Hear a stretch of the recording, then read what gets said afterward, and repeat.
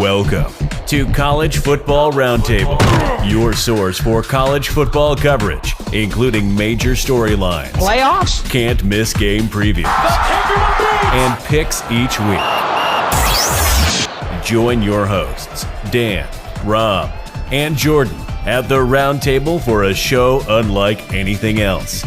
As for Football presents the College Football Roundtable.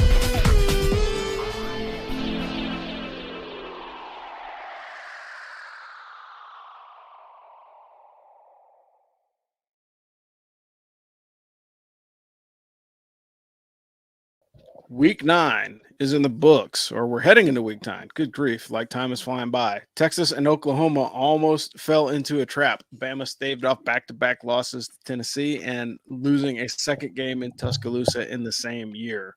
Will Cam Rising be the first 37-year-old man in college football? Is he going to redshirt? That's the question of the week.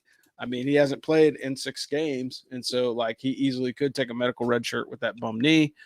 The revolving door at 24 keeps moving along. Just like this college football season, there are some close calls in the top 25s, but them's are the breaks here in college football. Welcome back, Trash Talkers, to the College Football Roundtable, or if you prefer, you can call it Ring Knocker Radio, 2 Joes, 2 O's, and an NCO, whatever you choose to call it. I'm Rob, your host in Fayetteville, North Carolina. We got Dano Ikebesa calling out of coastal Connecticut, and Trigger Joe coming from the home of the big house. So I watched some undefeated teams struggle early, man. Oklahoma and Texas and Oregon all started slow. I'm not a Bama fan, but I'm sure that they're breathing a sigh of relief as that second half performance actually helped put the Vols away for sure. But what do we end up watching this weekend? Joe, you're up first.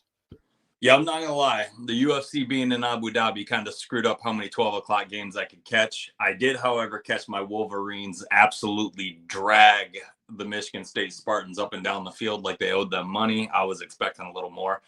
I watched Florida State finally wake up in the second half and come back against Duke after Duke gave them all they wanted for 2 quarters. And then I had enough gas in the tank to watch Washington get a 90-yard pick six in the waning minutes of the fourth quarter to put away an Arizona State team. Otherwise, they would have been beaten. So that's nuts, man. What a crazy week. Yeah, I really enjoyed this week of college football, notwithstanding the Army game. I mean, I watched JMU at Marshall Thursday night, enough to see that JMU was definitely the better team. What a crime that they can't go to a bowl game. That is like a criminal investigation that we need to have. Watch enough of the SMU at Temple game on Friday to make me feel bad for Temple fans. Seriously, do not understand the Squid's decision to start a plebe at quarterback with senior Ty Lavatai on the bench. It's not a coincidence that when they put in Lavatai in the fourth quarter, they put up more offense than in the rest of the game combined. Plus, they screwed me with the backdoor cover in the last minute of the game. I hate Navy. I hate them. I just can't help it. Yeah. Penn State at Ohio State was another weird-ass game. Boston College at Georgia Tech, BC might be the most improved team in all of college football this season. They're going to make a bowl game. Make whatever jokes you want. They're going to make a bowl game. Yeah. Tennessee at Bama. Like you said, I really thought the Vols had it early, for real. And USF at UConn, of course, obviously. That's like a full extra facepalm for the Huskies. They had it all the way until the last 10 seconds of the game. How frustrating. Yeah, that's got to be terrible. And speaking of frustration, if you're frustrated trying to sell your farm animals, we have the sponsor for you. So moving on to the Buyer Barn raid. So Buyer Barn is a sponsor here at Ask for Football. It was co-founded by class of 97 graduate Dan Robinson. He ran a traditional farm co-op and auction and realized that there was a better way to modernize farm sales and bring it into the 21st century. Dan and his co-founder Dinu had taken their experience in IT and management and developed the world's first farm-to-farm online auction and sales platform. Buyer Barn reduces animal health issues by minimizing animal and owner contact, reduces animal fraud through a buyer-seller rating system, has a fully integrated auction platform with secure payments, convenience to buy and sell at your own time, and better market pricing because you get a wider audience. Buyer Barn is dedicated to help the small farmers in America and is providing a special discount to military veterans who want to assist them in the small family farm revolution. Go to buyerbarn.com, email them at info@buyerbarn.com, or just click the tab on the As for Football website. Moving on to the Service Academy standings. Dano, you're up. Yeah, man. Army, 4 losses in a row. Started a plebe quarterback. Started 4 plebes on the offensive side of the ball. Like, I'm not sure what people thought was going to happen, but they got shut out at LSU. LSU hung 63 on them. And you got to admire Jeff Monken just putting young players out there to get reps against an SEC team on the road. Like, that took some balls. And then Air Force took on Navy at home. We talked about this a little bit. Game was way closer than I thought it was going to be personally. I don't know if it's an indicator of Army's chances in the Commander-in-Chief's Trophy Series. Like, I think Army's kind of all over the place right now, but we'll see. Air Force quarterback Zach Larrier threw 1 long touchdown of 94 yards. Other than that, they pretty much didn't do anything. They weren't remotely close to covering until they got a pick 6 right at the end of the game. Navy's defense held Air Force to just 137 yards of total rushing, which is one of the lowest totals for rushing this whole season. I think that's probably their lowest total. Navy started freshman quarterback Braxton Woodson and then ended the game with Lavatai. As we said, he threw 2 picks, which, okay, but they were down 2 scores. He looked 1,000% better than Braxton Woodson did in the game. I'll tell you that much. And I don't know why Air Force doesn't throw more. Is at one point Larrier was 3 of 3 for like 150 yards passing. Yeah. It's like it's working, right? This is a good run defense, but that secondary is not good.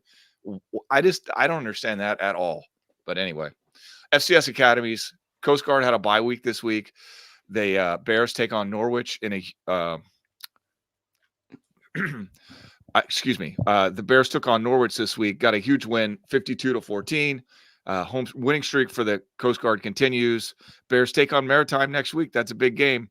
Merchant Marine Academy defeated WPI this weekend, 40-28. They take on Springfield on the road next week, and that's it.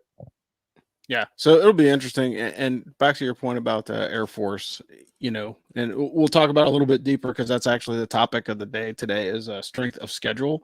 But when things are working, why would you deviate away from them? Like, I don't understand that. You've got a quarterback that has a decent arm at Air Force. Let the kid play. I think he was injured though, so I think they just didn't want to put the extra stress on his body for throwing the ball or whatever it was because he had a bum knee and he was questionable at the beginning of the game. So maybe that was the decision why they went to run the ball after they got the lead. But for those of you guys that don't watch Service Academy football, usually very, very, very conservatively called offensive games, and not surprising to see that Air Force did that, but still frustrating. Talking about some things that are. Go ahead, Dana. I just don't. Okay, so my quarterback's got a bum knee, so we're not going to let him throw it, but we are going to run quarterback power. Like, how does that work?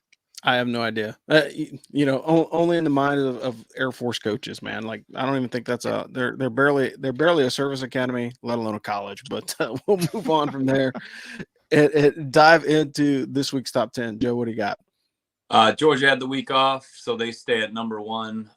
Michigan drubbed MSU 49-0, and I do have a strong case for them being the best team in the country this year, and I've not said that in the past 2 years. OSU beat a tough Penn State team 20-12. They're at number 3. Number 4, you got Florida State. They beat a solid Duke team 38-20 after a second half push. Washington squeaked out a close game against Arizona State 15-7. Thanks a lot, Huskies. I had Arizona State plus 7.5. Oklahoma, they won by 8. Oklahoma snuck by UCF 31-29. They're at number 6. Texas almost got trapped at Houston, but won 31-24, so they're at 7. Number 8, Oregon beat Washington State pretty handily, 38-24. Number 9 is Alabama. Got a late start and a scare, but beat Tennessee 34-20. And Penn State slips down to number 10 after the tough loss to the Buckeyes. Yeah, so other action in the top 25. So we have 39 total top 25 losses this season, and I think that number is still going to continue to grow. I think, like I said a couple years ago, I think it was like 60 was like the high, and we are well on pace to hit that number or greater. Penn State lost to Ohio State. That sucks, 20-12. But interesting note, I saw in the graphic, and I went back and did some more research on it. The Ohio State Buckeyes defense is actually sneakily good this season. So they have not allowed more than 17 points in all 7 contests that they played. Wow. So at first you're looking at it like, okay, is it just because the offense is on the field and they're just like trying to figure it out with the run game and their quarterback wasn't very good and all the controversy early in the season? But quietly their defense is putting together a pretty decent year. And so, like, I think honestly for both Michigan and Ohio State, they're not going to be challenged until that game in November. I mean, being honest, looking at both of their schedules, they have a pretty easy route to the Big Ten championship in the horseshoe this season. Yeah, Penn State does not scare me at all, and Ohio State's defense is definitely for real. Yeah, like they're pretty stout, and at first you thought it was just because the other offenses weren't producing, but like after 7 straight games in a row, like that kind of indicates that they're putting some defense together. Duke lost to Florida State. Riley Leonard did not start, which kind of stinks because that kid's good. Yeah. But that's real unfortunate. Yeah, they go where he takes them too, so that's a bummer. Like I think he would have been the difference in this game. You know, like if they would have had that guy available, it may have been a little bit closer, and they might have even won. Like that's what my gut is saying. UNC got upset by unranked University of Virginia 27-31. I saw it was close, and I was like, "There's no way that they're going to win." And the Cavaliers pulled it off. So hat tip for them, man. That's what a story that team's going through. And I know we don't have time to get into it, but you know, if you're interested, look that up. It's been quite a trial for the Cavs. Yeah. Yeah, it's a pretty interesting season for them as well. And Tennessee, man, got shut out in the second half, and Alabama basically ran away with it. It looked competitive. It was a competitive first half of football. Like if Tennessee was up by 14 points in the first quarter, it's when that no huddle hurry up works, it works like nobody's business. But when it fails, it fails so hard. So, yeah, for sure. I think I cursed him when I text Dano. Yeah, Tennessee, and then they fell apart, and I was like, I didn't mean that. I'm sorry. Yeah, and then of course, like here's the real question. And again, this is another topic. We could talk about this a lot longer, but I'm just going to hit the high points on it. You know, USC dropped their third game of the season to their arch nemesis Utah, and they didn't have Cam Rising, right? So you've got backup quarterback at Utah putting it together. Quarterback. Yeah. You know, and then they beat them 34-32. And again, it goes back to what we've said all season. USC can put up some points, but they can't play any defense, and it showed. So again, then it becomes a question of like, is there a coaching difference? Like, is somebody stealing signals at Utah as well? Because because somehow they've been able to put it together against USC 3 times in a row, and it's just interesting to see how that goes down because, when you have the consensus number 1 quarterback in college football last year and he loses to the same guy twice and then he loses to his backup in the next year, there's something going on between Utah and USC. I think it might be a coaching advantage at this point because everybody knows that they're going to put up points. So it's just a matter of execution, I guess. And then, of course, the Golden Gophers edged Iowa in like the single worst offensive performance, I think, of the season, with the exception of the other game in the Pac-12. Or the other games that Iowa has played. Yeah, true. But Minnesota wins the game 12-10. Like that's a baseball score, a high-scoring baseball score. That's pretty rough if you are a fan of college football, particularly with all the wide-open offenses that we have these days. Like, guys can score at least 20 points, right? We would hope.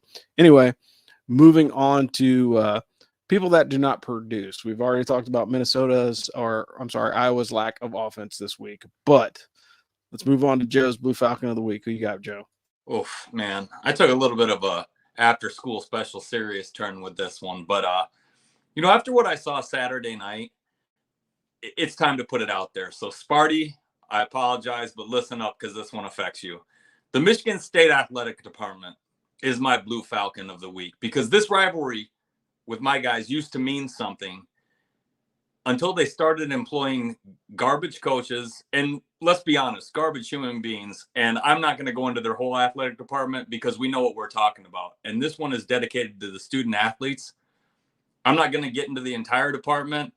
There are plenty of kids who busted their ass to be college athletes, and you throw millions of dollars at trash human beings with low morals and no character who leave them in the lurch with no guidance, no team, no future, and no chance to compete. So the Michigan State Athletic Department, you're my Blue Falcon of the Week. And when you employ garbage people, you get garbage results. So come and get your T-shirts because you deserve to wear them for leaving your athletes out there to take a beating because your judgment is horrific. Ooh, ouch. I'm sorry. I actually felt bad for Sparty. I do. There's a lot of kids that trusted in Mel. And, we all know what he did. But there's a lot of other situations going on at Michigan State where they're like, oh, can you get us wins? How about you do a background check first? Because there's a lot of things at Michigan State that have gone on that have been pretty shady and past the borderline of horrific. So I think they need a total overhaul and bring George Perlis back, for crying out loud. He never got in trouble. Yeah, that's true. All right, so the topic of the week is, does strength of schedule still matter? And I say that because, back in the old BCS days, like people would harp on that all the time. Like, oh, their schedule was weak and these guys suck. That's how, you had Michigan, Nebraska sharing a national championship. And you could argue that Nebraska's road to the national championship, or at least the shared title, was a little bit easier because they were in the Big 12 at the time. And so, it makes me it makes me think about that. And the other part of it is strength of schedule absolutely does matter. So if you're an Army fan right now and you're, wailing and gnashing your teeth because the team is, not where you perceive or think they should be, strength of schedule matters. So when you look at the service academies, Army has the toughest service academy schedule, all three. Air Force and Navy are literally ranked in the bottom third of college football as far as their schedules are concerned. And when you really pull down to Air Force at one point was like 129 of 133 college football schools, depending on which ranking you look at. Air Force is either just over halfway or damn near at the bottom. Part of that is because they're in the Mountain West, but the other part of it is like, hey, you do have some of your out of conference scheduling that you can affect. But overall, when you're looking at it, and part of the reason why the cover for this week's episode is South Carolina, believe it or not, the University of South Carolina has the toughest strength of schedule this season, number 1 in the country. Believe it or not, number 2 is the Purdue Boilermakers, and it shows in their record. And then the only person that's kind of hanging around there that doesn't have a horrible record that's has a tough strength of schedule is Bama, but they're Bama. So, like, with the outside exception, when you look at the top 10 of folks that have tough schedules, majority of them are in the SEC. You've got one Pac-12 team, which is Utah. You've got one Big 12 team or two Big 12 teams in the top 10 in Texas and Kansas State. And again, their records don't reflect how difficult their schedule is. But when you look at, strength of schedule overall, what are your thoughts on that? And, do you think it still matters as we're going into a larger playoff standing? Joe, how about you? Yeah, I hate to waffle on this question, but it is a yes and no, and it depends type of answer. You spoke on the service academies. I'll speak on my Wolverines. I'm not crazy about the fact that they played a softer non-conference schedule, but they are going to go on the road and play the 10th ranked Penn State Nittany Lions, on the road to play Maryland, and on the last game of the season, welcome the number 3 Buckeyes, who are undefeated, into the big house. So if you run that schedule undefeated, then no, I don't think that the non-conference matters all that much. When you face tough teams, to me, it only matters if you beat them. If strength of schedule math really mattered, then Ohio State's win over Notre Dame wouldn't mean anything, because Notre Dame got beat by Louisville, who got beat by Pitt, if you get what I'm saying. Just like, and I'll go off script just a second, but last year Georgia was, God's gift to football. You saw what Michigan did to Ohio State. Georgia barely beat Ohio State by 1 point on a neutral field, and it very well could have been Michigan and Ohio State in the national title if Michigan didn't choke and throw 2 pick sixes against TCU. So strength of schedule to me only really matters at the end of the year, because you don't know how good a team really is until they run that table. Yeah, I think that's fair. Dano, how about you? I'm going to agree with Joe, but say it's about to become way less important depending on what conference you're in. So if you've got 2 teams in a BCS formula, then obviously your non-conference schedule is super important, because you have to play as many teams as you possibly can that have a good record and hope that at the end of the season, you're one of the top 2. And if there's 4 teams, then, it's basically the same thing, right? But if you're going to take 8 or 12 or whatever, you really, especially if you're in the SEC or the Big Ten, you really just want to get through your non-conference schedule unscathed, because you're going to have strength of schedule based on the other programs in your conference. So who cares? Like, why am I, if I'm Tennessee and I know I got to play Georgia and Alabama and South Carolina, whoever, Florida, like, I'm not going to schedule tough games in my non-conference slate.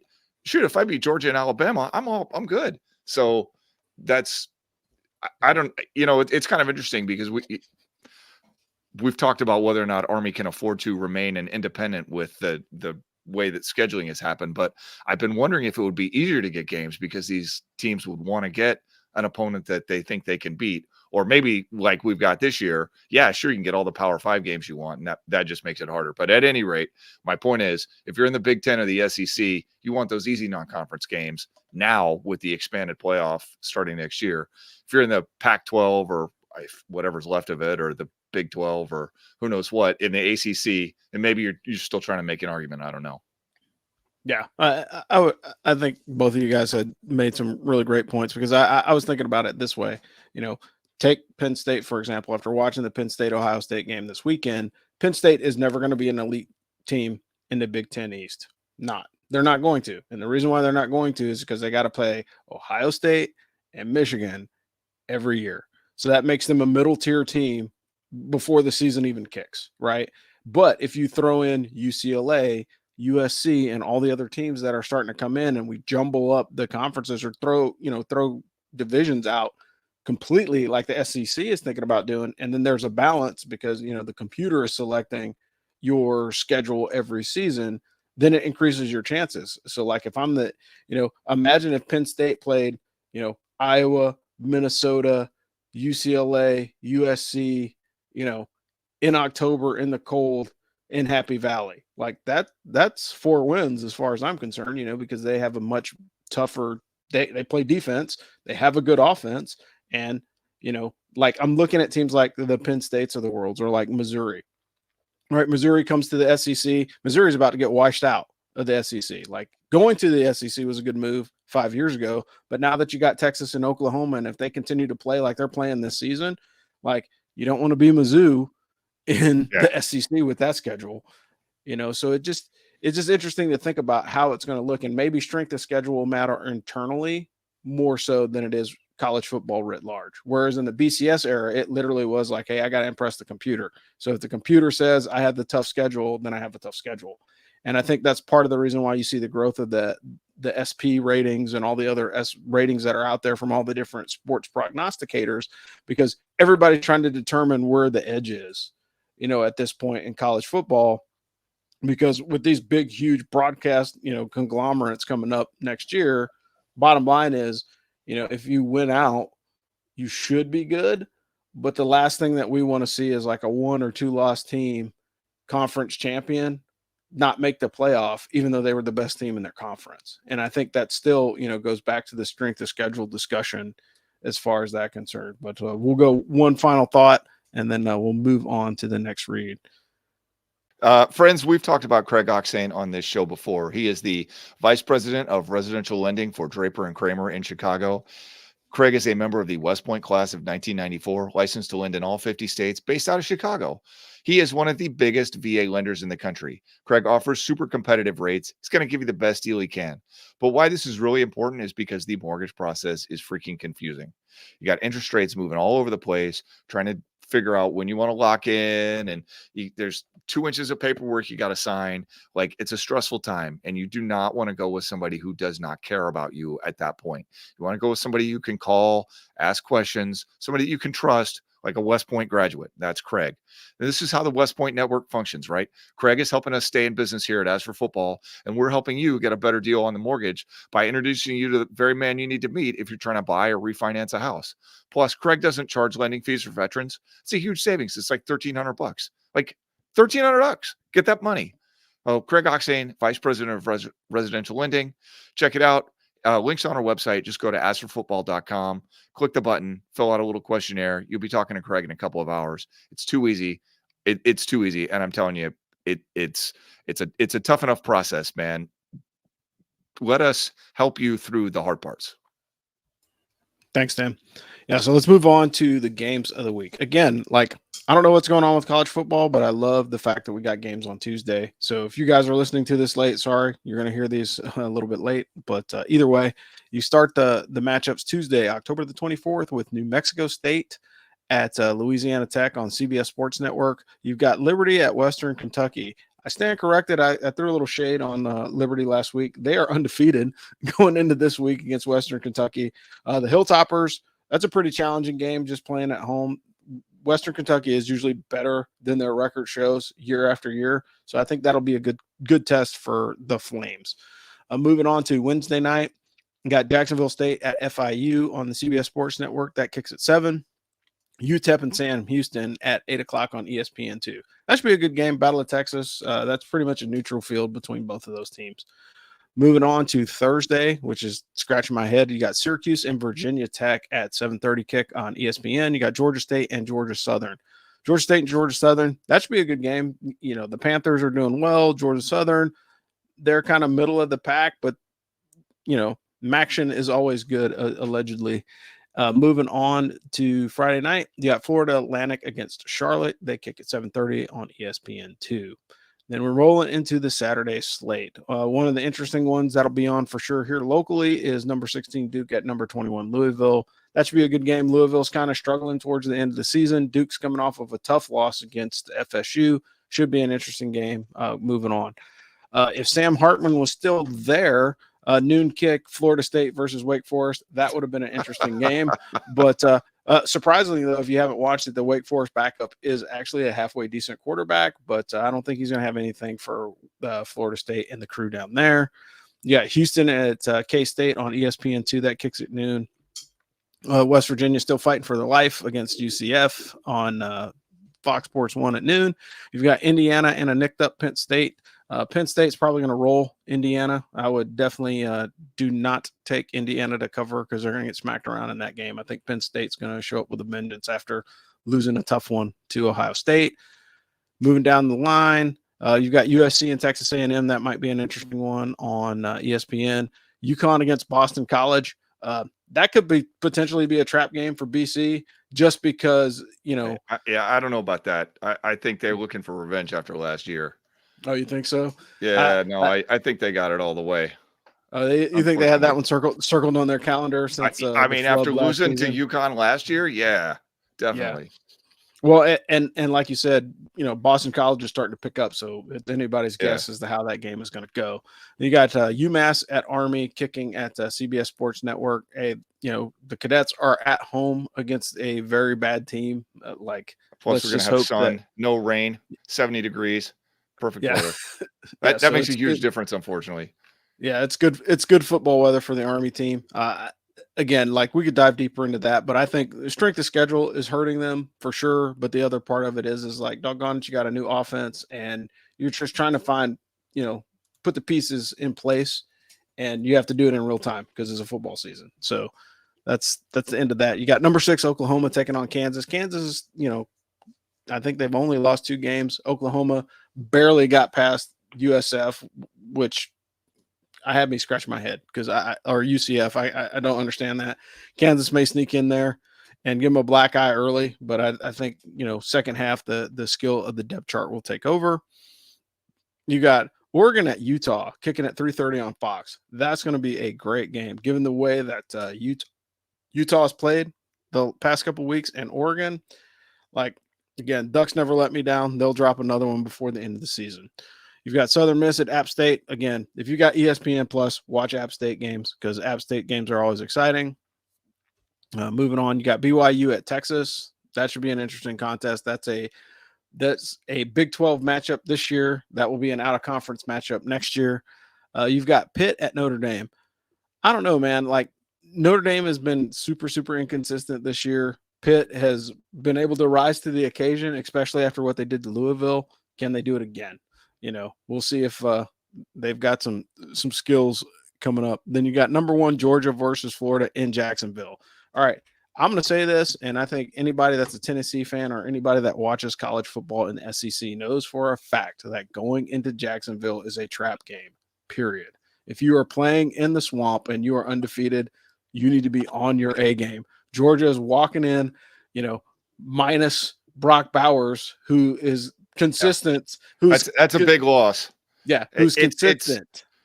People hated on me when I said he deserved to win the Heisman or at least to be in the discussion, but without him, they're a different offense.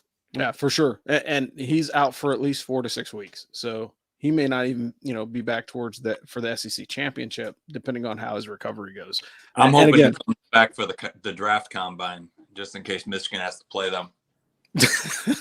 nice, but for sure, I mean, Georgia going into Georgia and Florida, like that's a mid '90s matchup that everybody used to get excited about. But there's something about SEC teams that have great records going into Jacksonville. I hear they have a hell of a TGI Fridays, but I think Georgia's got their work cut out for them.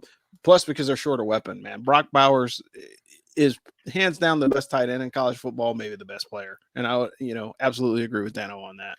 You got number 18 USC against Cal. That's Pac-12 4:00 kick. I mean, again, the Pac-12 is trying to get eyes on them because they're having earlier kicks during the day. But at this point, nobody cares about Caleb Williams. Like, he isn't also ran, although he is the top touchdown throwing quarterback in college football. He also has 3 losses as a team. So complimentary football being what it is, I don't know if his chances of winning the Heisman are still there. You got number 23 Tulane at Rice. You got Tennessee at Kentucky. That's 2 teams that like start out the gates great and then struggled a little bit and then are back at it. Washington against Stanford. This is a trap game based off of how Stanford has been playing the last month. They've been up 1, they've been down 1. They lost last week, so they're going to be up for Washington.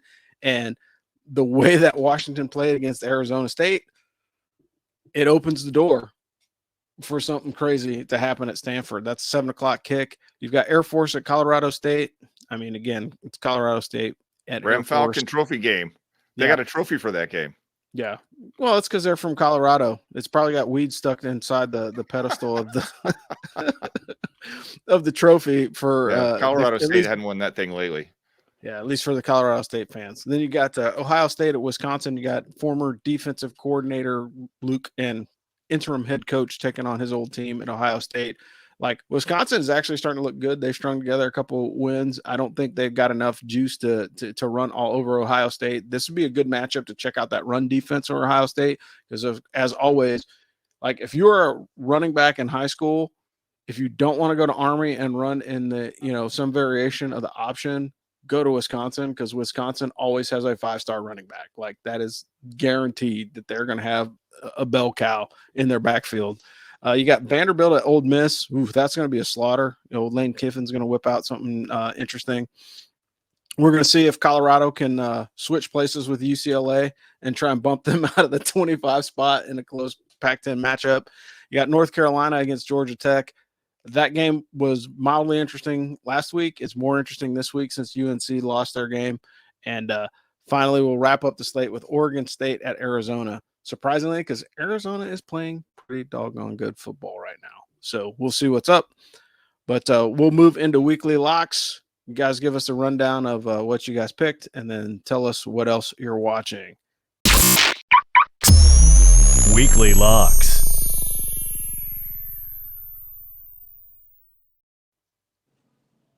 Dano, how about you? 1 and 2 with my picks from the show last week, 2 and 3 on Patreon. Liberty won, but didn't cover against a bad Middle Tennessee State team, which is very frustrating. We talked about JMU did cover because they are awesome. Air Force had it until the last 50 seconds of the game, gave up that long pass in garbage time. I just don't understand anything about that. And on Patreon, I took Boston College plus 4.5 at Georgia Tech, and I felt smart about that. This week, I am taking Syracuse plus 3 at Virginia Tech. I don't necessarily think the Orange are good, but saying that they won't make a bowl game after that start sounds insane, and Tech is one of the worst teams they're going to play over the rest of that season. This is probably an idiotic thing to do, but Army minus 10 versus UMass.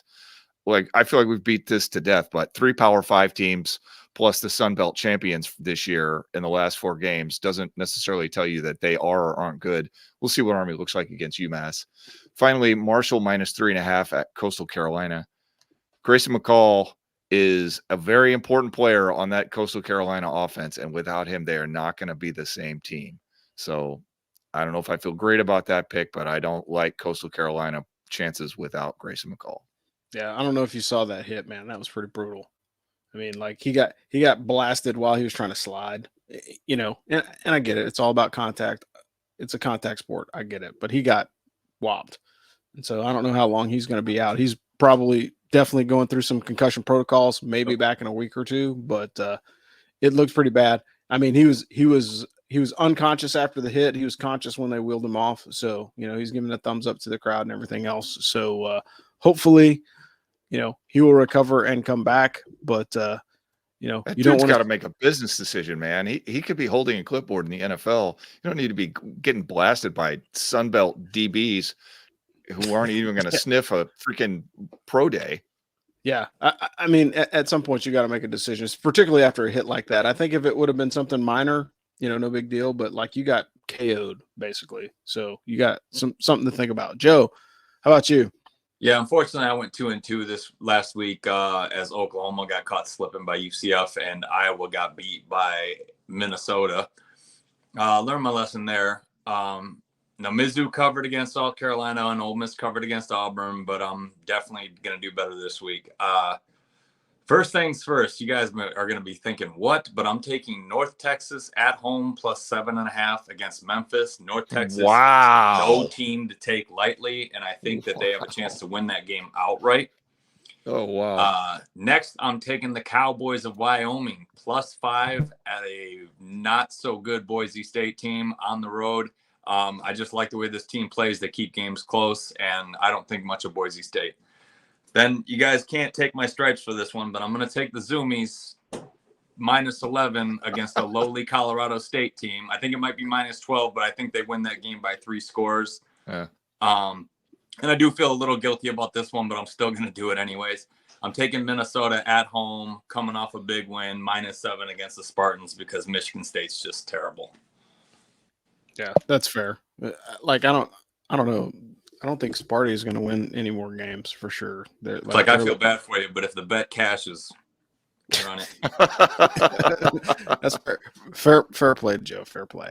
All right, so I went 1-2 last week. It took the both Buckeyes and Oklahoma won, but their offenses were not as great as planned. Hit on USC and Utah. I'm gonna keep riding this train, man. It's been paying off. So USC at Cal over 67.5. I'm taking that. That's pretty easy. You know, they've averaged, 64, 65 points a game for the last 6 outings for USC. I mean, Caleb Williams will throw 3 touchdowns. He'll run one in, and then they'll still lose the game. Like that's just how it's been going for them. That's amazing. Yeah, Oregon at Utah plus 7. Take Utah to cover. I think this game will be decided by a field goal or less. The trend is with Oregon is like their coach is very aggressive. So if it comes down to like kicking or going after the score, he's going to go after the score. And that's what bit him in the butt against Washington. So I see something similar going down with Oregon. So I think, take Utah to cover plus 7. If not win outright, you know me, I'm always going to hang a shingle on the team that's playing Oregon just because Oregon tends to drop more than 1. They're playing good defense. Yeah, they are playing good defense. So it will be a low scoring game, but I think, the difference will be a field goal and not anything more than that. All right, so we got Washington and Stanford. Take Stanford to cover 25.5. I think this is a trap game for sure for Washington. I don't think 26.5, that's a bit much. I mean, if Washington blew the doors off of Arizona this week, then I would have said like stay away from that pick because I think they're gonna roll. But look, man, Stanford, they snuck up on CU. They got crushed by UCLA, so they're back on the upswing. They've been riding that sine wave all season long. So I think they're gonna bounce back because that's when their month of October. 17, you win that bet. So yeah. So Washington has to win big. Yeah, Washington has to blow them out in order to beat that. So that's why I'm taking plus 26.5. And they're at home. So Stanford, the hook gives them like more than likely what will happen is they'll win by 27, and that freaking hook's going to bite me in the ass, but we'll see. Moving on to the bandwagon fantasy sports update. Like crazy weekend this weekend. Like it was getting tight at the top, and then all of a sudden Matt just pulled away again. Like he's making some great exchanges in the winning moments. Dano is in second place with 90 points. I'm in third place, and things are starting to get good. All throughout the weekend, I was watching, everybody jump in position. I'm digging this bandwagon fantasy sports. It's kind of fun. Yeah. And Dano, what The did you only thought? problem is I'm almost out of swaps. Like I've got 5 swaps or something crazy like that for the rest of the season. So Oh wow. I'm literally just riding what I got from here on out. Oh, you got to ride the exchanges. I'd only would do like 1 or 2 a week. I haven't made any massive changes just yet, but Well, I sold out and made 10 points in week 0. So then I had to, dump out of UMass and a bunch of other teams, obviously. But yeah. Well, I mean, it's been fun so far, and we thank Alan for turning us onto it, and we'll continue to run that one.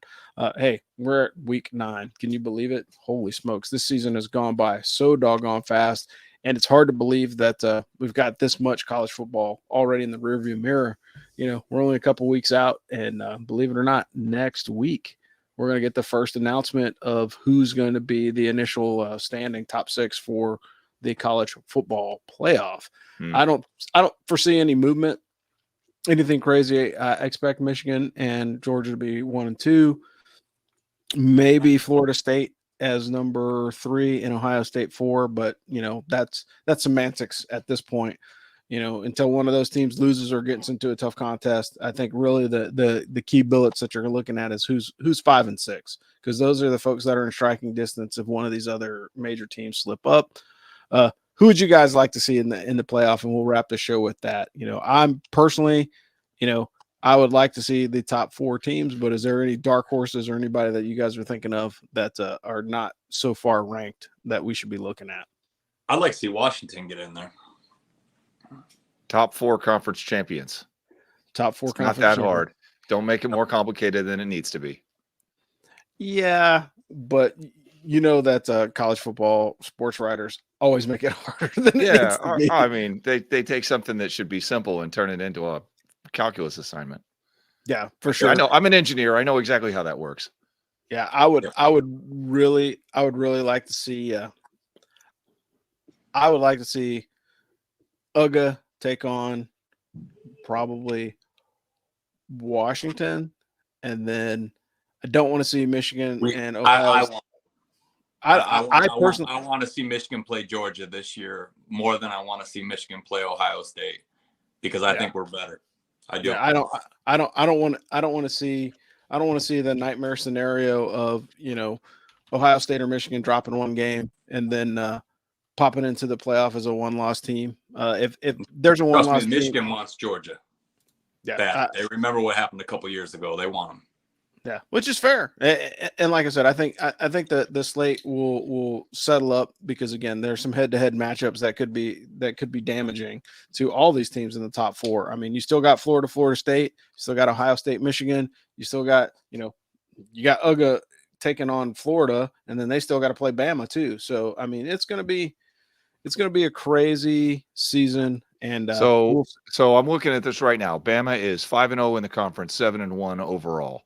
So they could very much still make this thing work, even though it's been a crazy season. Sure. Yeah. Sure.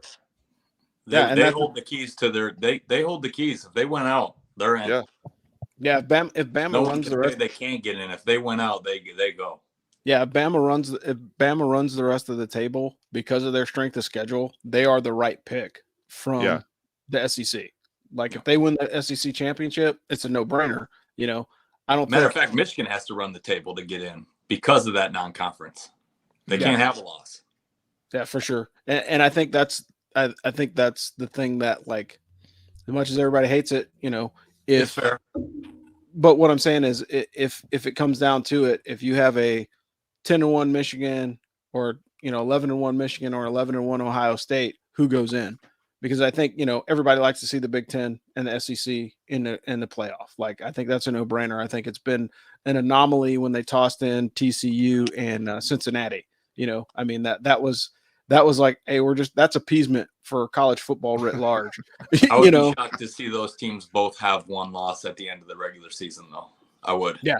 I think the only loss either one of those teams are going to get are against each other, and they'll be undefeated when they meet. That's what I think.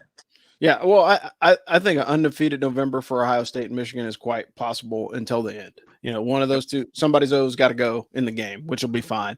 But I think, The one thing that Oklahoma has to worry about is they got to worry about Bedlam. Like that's their next big game, and that could take them out for sure because That Oklahoma would State always surprise me plays a them. lot.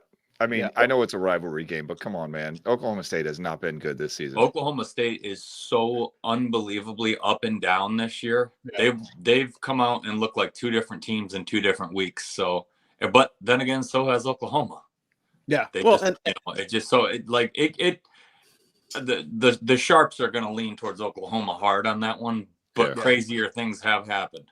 yeah. Well, I mean, the one thing that you don't want to have is like some team go whistling past the graveyard. Like, ooh, I'm going to make it out of here without my rivalry game because again, Michigan put 7 players off one offense in the NFL, and that offense lost to App State. So crazier things have happened. They beat Tim Tebow and Percy Harvin and Dallas Baker in their last game that year that they lost to App State. Same year. that's true. So Yeah, it's college that's crazy. football. That's why we love it. Yeah, and that's why we watch the game, folks. But anyway, this has been a College Football Roundtable. I'm your host, Rob the Angry Colonel, calling out of Fayetteville, North Carolina. We've got Tano Ikapesa out of Coastal Connecticut and Trigger Joe from the home of the Big House. And we will see you guys next week. Beat UMass. Beat 'em. Thanks for listening to the Ask for Football College Football Roundtable. Tune in next week as the AFF team brings you more hot takes and college football analysis. We'd like to thank our sponsor, BuyerBarn.com.